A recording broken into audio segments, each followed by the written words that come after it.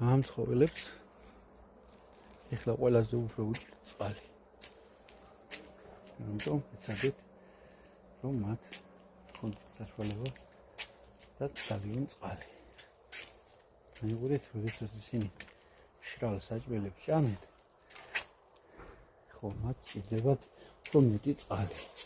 არა და ამ შემთხვევაში ეს კატებისა ზავლის და მათ სჭირდებათ ყველა. არ არის აუცილებელი რაღაც სასწაულები ჩაიდიან. სრულიად საკმარისია აი ასე უწევთ ცხოველებს რომელთაც არ შეუძლიათ დამოუკიდებლად მოიპოვონ საკვები და სასმელი წყალი და უყაროთ და უსხათ.